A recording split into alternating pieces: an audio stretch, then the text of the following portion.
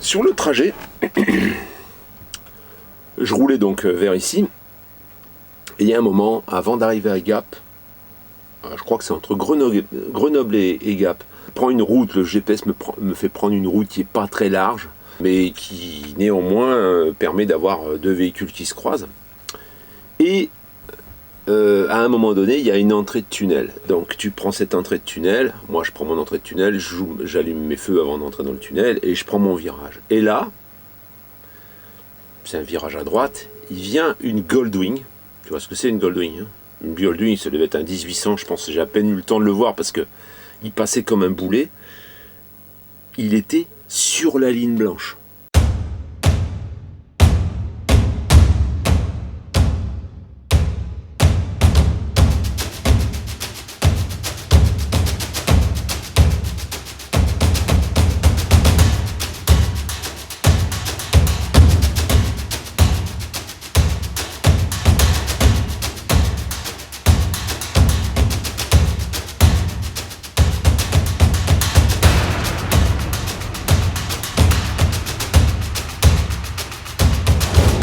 Me voilà sur le périphérique lyonnais, je viens de déposer mes enfants et là je suis donc sur le chemin, on est dimanche soir, hein, je suis sur le chemin de la descente pour Fréjus puisque je vais valider un camping-car là-bas. Le deuxième que j'avais à valider, ça s'est pas confirmé parce que le plancher était bien abîmé. Du coup j'ai pas eu besoin de me déplacer parce que les véhicules je les connais bien et je sais où il faut regarder. Et bien sûr, au moment où on discute avec le propriétaire, le but c'est pas de cacher le problème, hein. Donc ça sert à rien après de se déplacer. Donc voilà, je suis sur la route, c'est là d'ailleurs où je vais rencontrer le caméraman qui va suivre mon aventure, qui va me filmer pour l'émission qui aura lieu sur une chaîne de télé, une grande chaîne de télé dans quelques mois. Ce sera pas avant le mois de juin 2022, hein. Vous ne me verrez pas à la télé avant ça. Mais bon voilà, on va se rencontrer, on va filmer un peu et puis voilà. Je suis parti de Charolles, ça pleuvait même pas mal. J'ai pu contrôler sur mes caméras de surveillance que hier c'est tombé bien dru. Et là, voilà. Alors je pense que la Côte d'Azur, c'est le seul endroit ces jours-ci où il va faire beau. Parce que partout ailleurs, apparemment, il y a la flotte. Bon, moi j'arrive flash éclair, hein. Je vais pas y rester très longtemps. Je vais voir un camping-car pour Étienne, qui est en Guyane donc. Je vais voir si on peut valider ce véhicule, c'est un poids lourd. Il y a la télé, donc le journaliste qui va me filmer pendant cette visite. Alors l'émission elle paraîtra pas avant juin 2022, hein, donc vous avez le temps. Je vous tiendrai au courant au moment venu. Mais on fait le tournage maintenant. Et je vais passer 2 nuits dans un parc camping-car où il y a beaucoup de gros camping-cars, qui est très connu des camping-caristes d'ailleurs qui pratiquent la Côte d'Azur. Bah, tu vas voir ça en suivant de toute façon.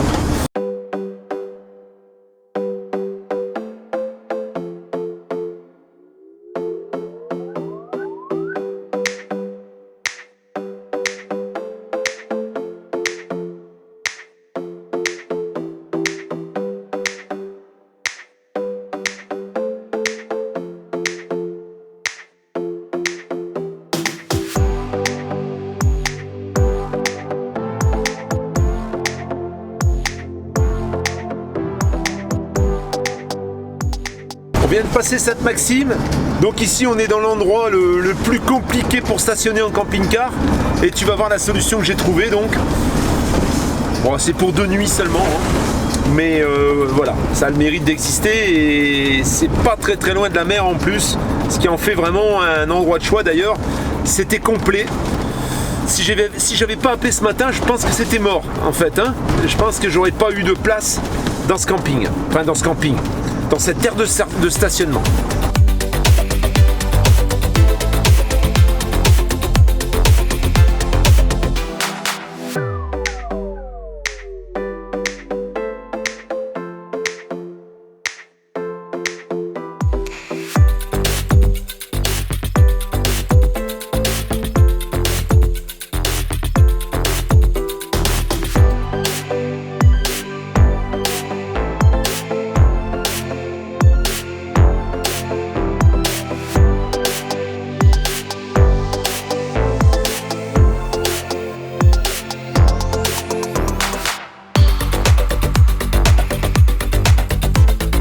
j'ai atterri?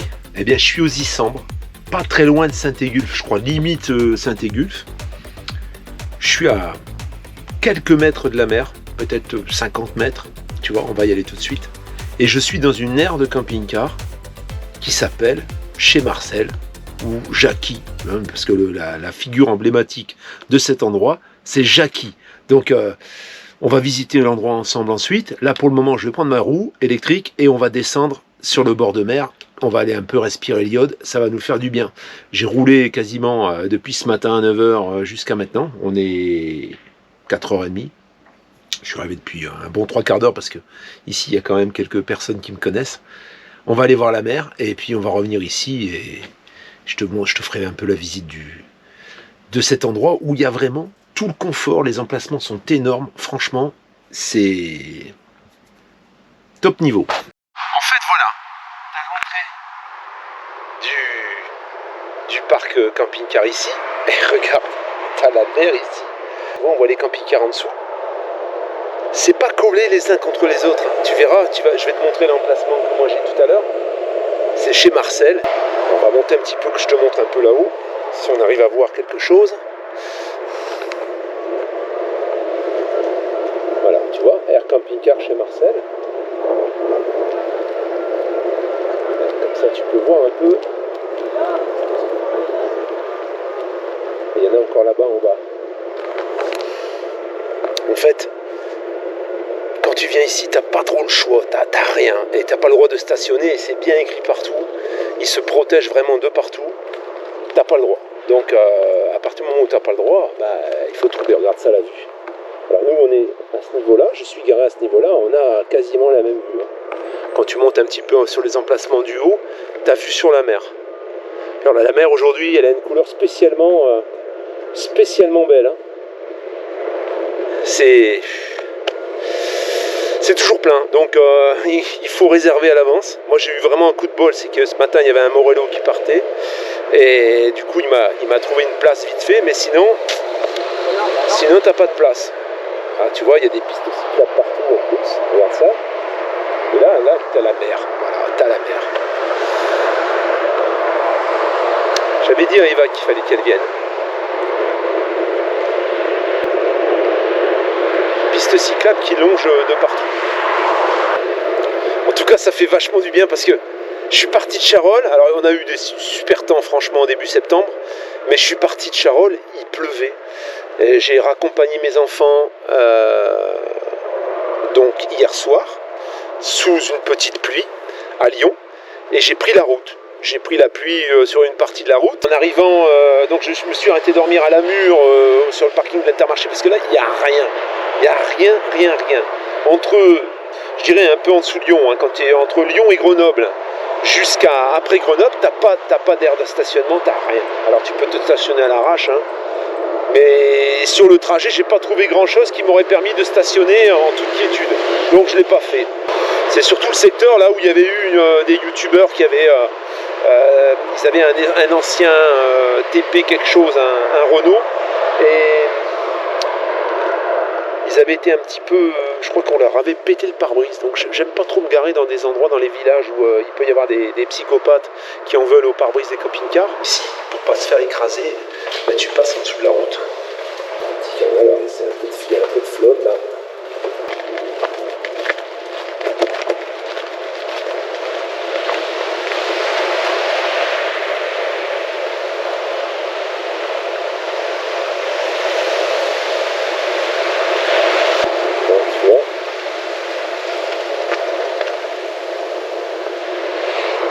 Voilà, des gens qui se baignent encore.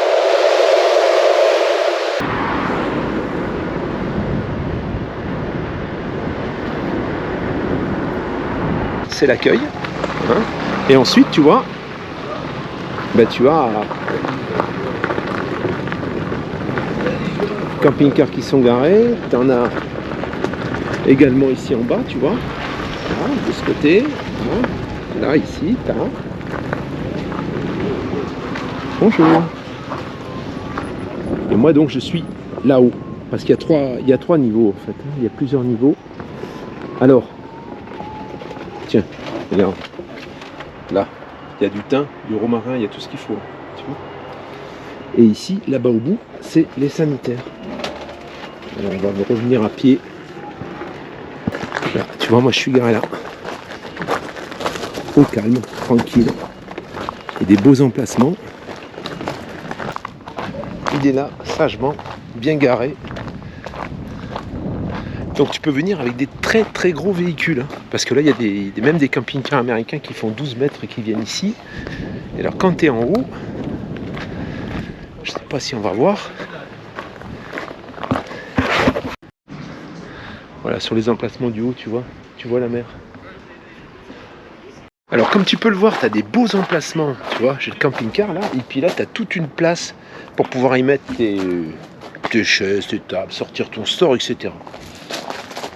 La borne de courant, elle est juste là. Alors tous les emplacements n'ont pas une borne de courant juste à côté, cette borne elle sert à plusieurs camping-cars bien sûr. Hein. Alors là on est sur la partie dominante, je dirais que c'est la partie la plus haute du parc. T'as tout ça ici, t'en as partout. Et ensuite, on va descendre un peu. Je te montre sommairement, hein, mais tu verras si tu veux y venir. Si tu veux y venir, il faut prévenir avant. Sinon, il y a un terrain de boule aussi hein, là-haut. Là, tu vois, il y a aussi des belles bêtes là. Et ici donc, c'est les douches et les toilettes au fond. Voilà, comme tu peux voir. Pour ça, comme tu peux voir, il y a même les machines à laver ici. Grand cumulus, des toilettes, des douches, l'évier pour faire la vaisselle. Presque comme un camping en fait. Hein. Ça c'est la partie basse. Il y a encore des camping-cars qui sont arrivés. Il est quasiment plein. Hein. C'est pour ça qu'il faut absolument appeler et prévenir avant de venir. Parce que sinon... Là, c'est l'espace pour les vidanges. Alors ici, tu as pour les toilettes, pour vidanger tes cassettes. Et ici, tu as la vidange du véhicule. Tu rentres par cette porte. Hein. Il y a plusieurs portes. Il y a cette porte ici en haut. Tu en as une ici en bas aussi, pour le parc du bas. Et pour celui où je suis garé, eh ben, c'est une porte qui est derrière. Tout est sécurisé avec des codes. Hein. L'accueil, tu vois, l'accueil est ici. Et alors, comme je t'ai montré tout à l'heure, voilà, tu vois, la mer, en fait, elle est juste en face. Tu traverses à pied, tu es à la plage de la Gaillarde. Tu as des petits restos, tu as des choses sympathiques, quoi. Regarde, tu as le prix. Alors, en haute saison, je crois que c'est un peu plus cher. Je crois que c'est 19, tu vois, vidange, plein d'eau, une nuit. Voilà. Je crois que tu as l'électricité, peut-être. Tu peux faire un parking d'1 heure pour faire les vidanges 1,50 €, parking 2 heures 3 €, parking 4 heures. Électricité 4 €, vidange plein d'eau 4 €. Voilà. Et alors l'accueil, tu as l'ouverture de l'accueil. C'est chez Marcel, il est sur Park Fortnite.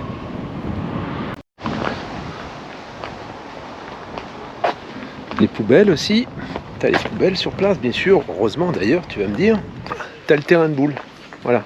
Le terrain de boule bien plat, avec un bon revêtement pour jouer au boule. C'est très familial. Comment dire, tu as une ambiance chaleureuse, tu es tranquille, le patron il est emblématique, il est vraiment sympa, il est rigolo. Voilà. En fait, c'est tellement rare sur la Côte d'Azur ce type d'endroit que c'est bien d'en parler. C'est bien d'en parler. Alors c'est pas donné, d'accord, mais je trouve que c'est pas beaucoup plus cher que certains camping-car parks autour de Lyon par exemple. Hein, et puis là, tu es quand même sur un endroit où le prix du mètre carré est énorme. Donc tu peux pas non plus trouver des aires de stationnement et de service au même prix qu'au fin fond de la Corrèze, on va dire. Hein. Chez Marcel, les coordonnées sont ici. Si tu as besoin de venir, appelle-le pour être sûr d'avoir un emplacement. Sinon, tu risques de venir pour rien. Et après, pour trouver quelque chose pour pouvoir te stationner, il est ouvert toute l'année. Hein. C'est ouvert toute l'année. Alors je te montrerai peut-être demain matin.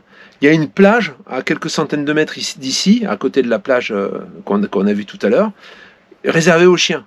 Enfin, il n'y a pas que les chiens, les propriétaires de chiens. Si tu as des chiens et que tu veux pas te faire insulter sur la plage, tu as une plage spécifique qui est nettoyée tous les jours, juste à côté, hein, pas très loin. C'est une première parce que c'était très très rare sur la Côte d'Azur d'avoir une plage où tu as le droit d'y aller spécialement pour ton chien, quoi. Ce qui est hallucinant là, c'est que le patron du parc, il passe et il demande, là, il vient se garer là au milieu, et il demande qui veut des pains au chocolat, qui veut des croissants, qui veut des pains au raisin, du pain, etc. pour demain matin.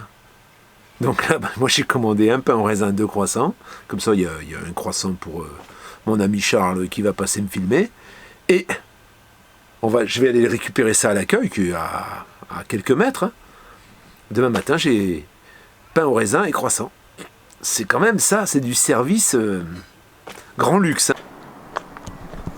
Regarde-moi ça, c'est tout plein.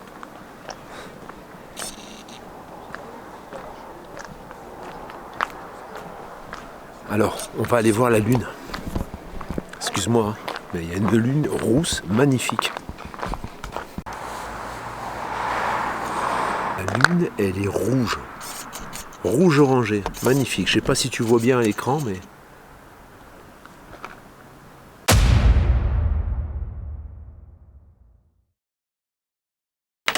Sur le trajet, je roulais donc vers ici. Et il y a un moment, avant d'arriver à Gap, je crois que c'est entre Grenoble et Gap, je prends une route, le GPS me fait prendre une route qui n'est pas très large, mais qui néanmoins permet d'avoir 2 véhicules qui se croisent.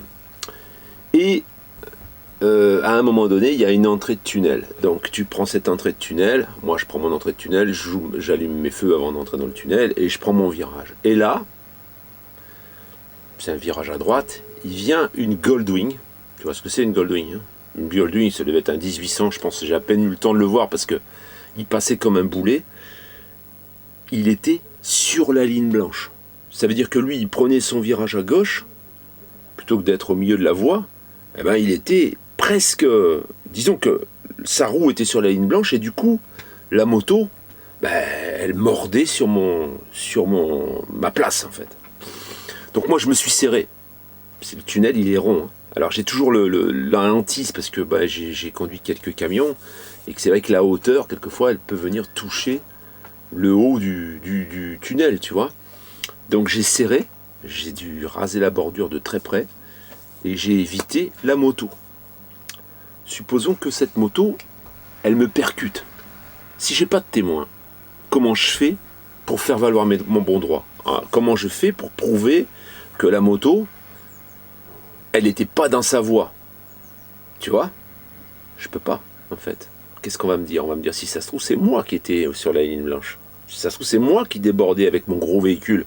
Lui, finalement, il a un véhicule qui est beaucoup plus petit que le mien. On m'a proposé, il y a une société qui m'a proposé, cette société m'a proposé d'essayer cette petite machine. Donc cette petite machine, qu'est-ce que c'est? C'est une caméra qui va filmer tous les risques, toutes les probabilités d'accrochage que tu vas vivre sur la route. Tu as un écran qui est derrière, tu as une caméra qui filme l'arrière, dans le kit, tu as un branchement, comme tu le verras plus loin, qui te permet d'aller mettre une caméra à l'arrière de ton véhicule également, avec le câble et tout ce qu'il faut. Et en cas de problème, les tribunaux commencent à les retenir, en fait, les caméras comme ça. Hein. Ils commencent à regarder au moment où il y a un litige, un souci, et tu peux faire passer les rushs qui ont été filmés par cette caméra directement à l'avocat qui se chargera de déterminer, ou aux experts qui se chargeront de déterminer qui est en faute.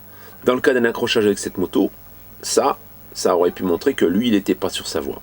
Alors ça peut être un croisement avec un camion, ça peut être on te percute à un endroit et on te dit par exemple que tu n'avais pas respecté le stop ou que tu n'as pas respecté, on ne sait pas.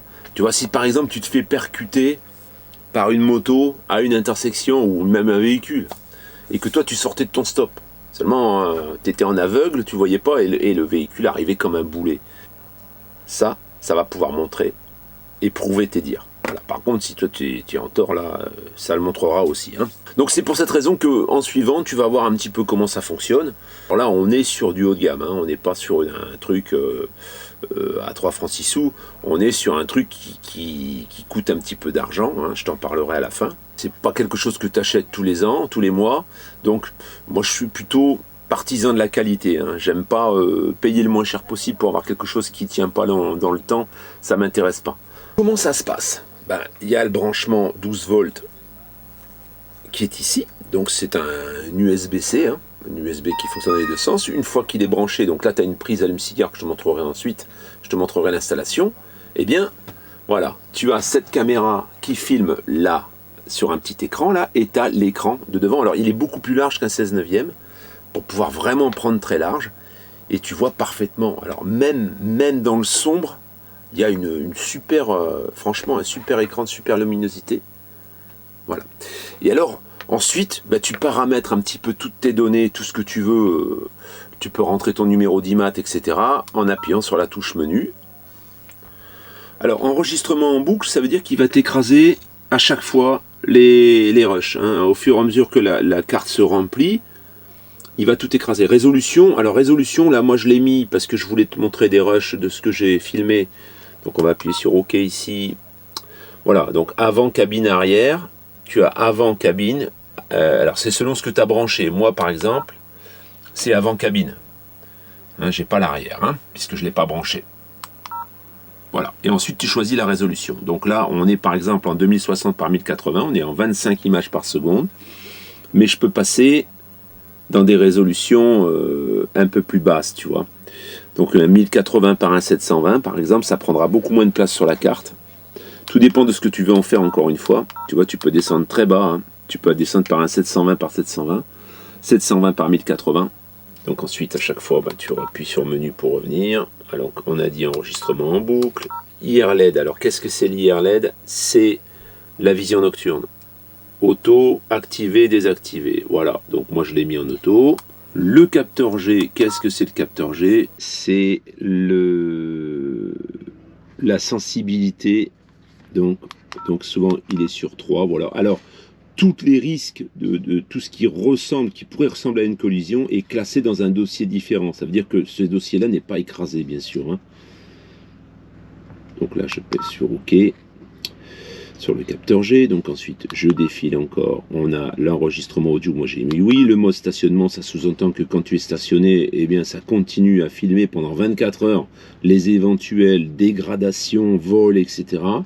Donc c'est quand même pas mal, parce que ça te permet de voir un peu qui rôde autour de ton véhicule. Alors c'est sûr que bon, si c'est que sur une caméra avant, ça va être un petit peu juste. Hein. Tu peux pas contrôler tout le tour, hein. C'est pas fait pour ça de toute façon. Hein. Exposition, alors quand tu as mis tout à l'heure, on a mis l'IR. L'IR c'est le réglage d'exposition automatique. Voilà, avant, cabine, arrière. Bon, là si je fais avant, par exemple, je mets sur OK, ben, je peux régler l'exposition, tu vois. Et pareil pour toutes les caméras, hein, cabine et arrière.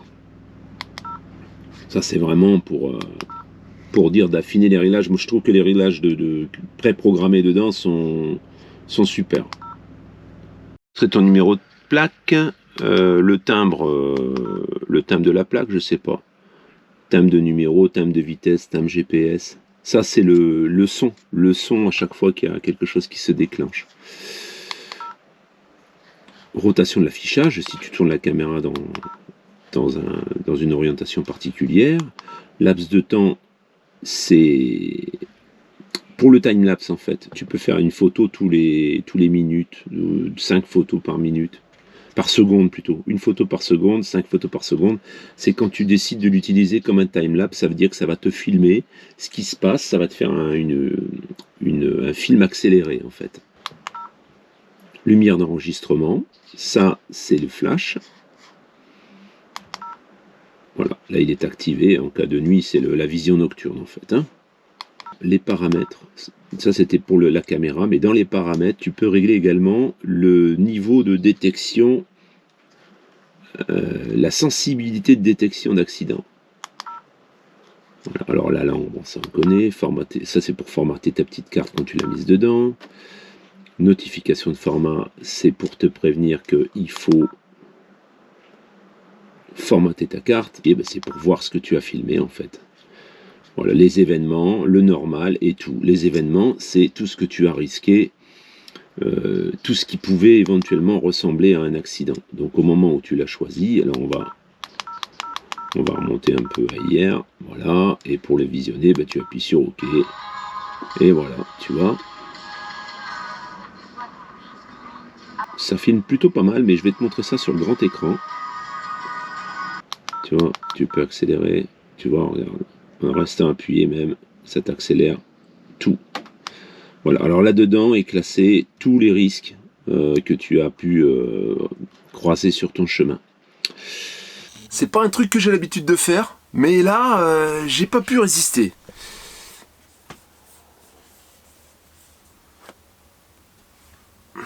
Voilà. Je trouve que la boîte, elle est magnifique. Alors, je me suis dit, en plus en l'ouvrant, parce que j'ai déjà enlevé le plastique, mais j'ai pas déballé. Hein. Quand j'ai vu comment c'était fait, comment c'était emballé, je me suis dit, ça vaut peut-être le coup de montrer un petit peu le soin qui est apporté aux emballages. Alors moi, quand j'ai des emballages comme ça, par exemple, quand tu reçois une GoPro ou quand tu reçois un appareil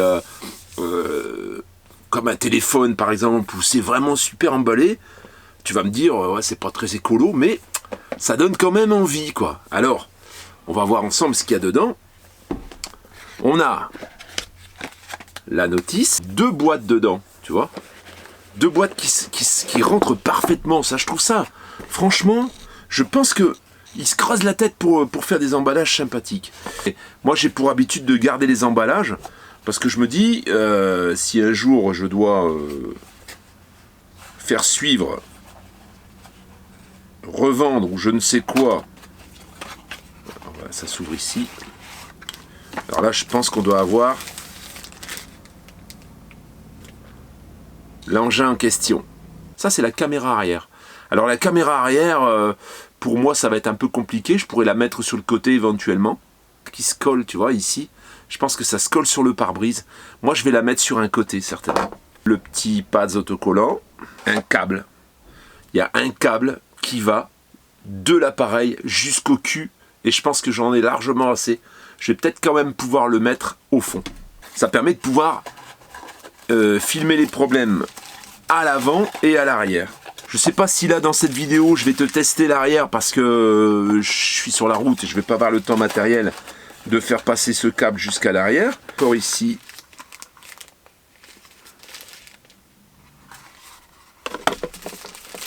Qu'est-ce que c'est ça? On a un câble d'alimentation allume-cigare. On a un support. On a un câble USB qui doit permettre de pouvoir brancher directement sur une autre source qu'un câble allume-cigare, si toutefois tu avais une prise USB par exemple à l'avant. Il ne te manquera que la carte SD. Le gros avantage de ne pas lire les notices, ou le gros inconvénient plutôt, c'est qu'en fait tu n'as pas besoin de carte SD. Tu peux mettre une carte SD en supplément, c'est vrai que c'est pratique parce que tu enlèves ta carte, tu la mets dans ton ordi, mais l'appareil, il a une mémoire interne de 256 Go.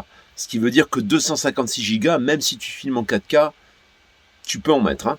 Voilà. Donc, carte SD optionnelle, il y a le logement, mais tu n'es pas du tout obligé de mettre une carte SD. Tu peux faire fonctionner cet appareil sans carte SD. Tu as même des petits autocollants qui te sont fournis avec, pour pouvoir mettre sur le véhicule, pour dire attention, on est protégé. Ben, pour le coller, c'est simple. Tu enlèves le petit, il y a une protection plastique. Tu le colles. Alors, on va le mettre là, tiens. Il va quand même falloir la protection parking. Le problème, c'est que moi, j'ai une protection là, ici, j'ai des volets. Donc c'est vrai qu'à chaque fois, il va falloir que je l'enlève. Parce que sinon, je vais être embêté. Tu branches. Alors le fil, il est très long. Voilà la famille, donc ça c'est fixé. Je vais mettre une petite carte SD sur le côté et ensuite on est paré pour essayer cet engin stratosphérique. La caméra là, elle est orientable, tu vois, ici. Après avoir réglé tout le système, tu vois, il te demande de formater la carte. Donc on va la formater, on a réglé l'heure, on a réglé la langue, tu l'as français bien sûr. C'est parti. Tu vois ce petit écran comme tu vois bien ?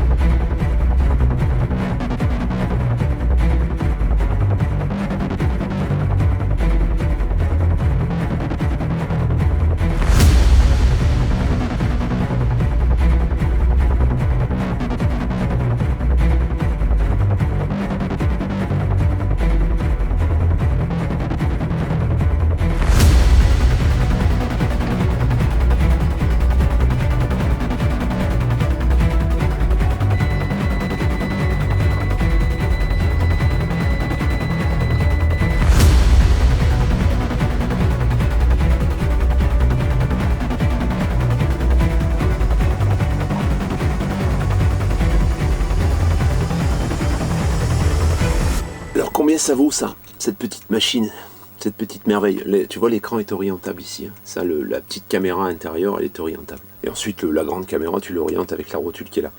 Ça vaut exactement 239,99 €. 240 €, hein, autant dire 240 €. Alors, la caméra et toute la connectique, la caméra arrière que tu peux ajouter en branchant ici sur le côté, parce que tu as une connectique ici aussi, hein, où tu peux faire rentrer la caméra arrière, tu peux faire sortir la vidéo dans un appareil externe, hein, puisqu'il y a une prise vidéo out, et tu as l'emplacement pour la carte SD. La carte SD n'est pas comprise. La société donc qui vend cette caméra offre à la communauté, si toutefois vous décidez de l'acheter, 30 € avec un code promo qui est ici. Le lien de cette caméra dans la description. Donc si tu es intéressé, bah écoute, tu cliques sur le lien, tu n'oublies pas de rentrer le code promo que je t'ai indiqué, et puis tu bénéficieras de 30 €, ce qui veut dire que tu la paieras grosso modo 210 €. C'est disponible, ça arrive très vite, tu la commandes, c'est par Amazon, hein. Sous 48 heures tu l'as. J'espère que cette petite vidéo t'aura rendu service. Alors bon, en dehors de toute chose, hein, ça peut servir, hein, même si tu optes pas pour cette caméra et puis que tu optes pour quelque chose d'autre, c'est toujours utile quand même, parce que c'est vrai qu'on a des véhicules qui sont quand même relativement imposants, et que si tu te fais percuter, tu te fais même casser un rétro, ou je sais pas, de pouvoir déterminer qui est le fautif, ça peut être sympa, surtout si tu n'as pas de témoin, hein. Si c'est sur une petite route de campagne et que le camion, par exemple, il trace, il prend toute la route, il ne s'est pas poussé. Moi, j'ai vu des camions, il y en a certains, ils respectent, il y en a certains, tu te jettes sur le côté. Hein, parce que c'est pour ça que moi, je garde toujours une petite réserve sur le côté pour pouvoir serrer et donner un coup de volant. Parce que si tu es déjà serré, tu envoies un message à celui qui arrive en face. Tu es déjà serré. Donc toi, tu te serres, donc tu as peur. Il faut rester bien sur ta voie, près de la ligne blanche, que si toutefois tu dois donner un coup de volant, tu ne te retrouves pas dans un mur ou dans le bas-côté. Enfin, moi, c'est ce que j'applique, et ça marche plutôt bien, puisque jusqu'à présent, je touche du bois, j'ai pas eu de problème. Voilà la famille. Dans les petites choses importantes, tu peux filmer en 4K, donc, sur la caméra avant, sur la caméra arrière en étant Full HD. Tu peux stocker 8 heures de film en 16 minutes. Tu peux faire du time-lapse. Tu as la vision nocturne, donc vision nocturne, on est sur un objectif en f1.4, hein, pour ceux qui sont un peu connaisseurs. Il y a des condensateurs qui te permettent de faire fonctionner cette batterie encore mieux qu'avec du lithium, cette caméra, sans être connectée à la batterie, ce qui veut dire qu'au moment où par exemple tu fais ta surveillance parking par exemple, ça fonctionne pendant 24 heures. Le système infrarouge, eh bien c'est 4 petits capteurs infrarouges qui sont sur les caméras pour pouvoir filmer justement de nuit, hein. Le capteur CMOS Sony. Alors l'angle de vue à l'avant 155 degrés, angle de vue vers l'intérieur 165 degrés et angle de vue arrière sur la caméra arrière 160 degrés. À savoir que si tu utilises les 3 caméras, et même d'ailleurs si tu utilises les 2, tu peux télécharger le logiciel Vantrue pour te permettre de visionner les 3 caméras en simultané. Vantrue, c'est une application, je ne l'ai pas téléchargée encore. Tu peux l'utiliser également comme une caméra tout simple pour filmer la route, hein. Tu n'es pas obligé non plus de l'utiliser comme une caméra de surveillance. Tu peux même faire du time-lapse, hein, ce qui veut dire que ça te fait, comme on voit souvent les ciels qui bougent à toute vitesse, tu sais, tu peux l'utiliser aussi dans d'autres situations que uniquement comme une dashcam. Voilà. La famille, j'espère que cette vidéo va te servir à quelque chose.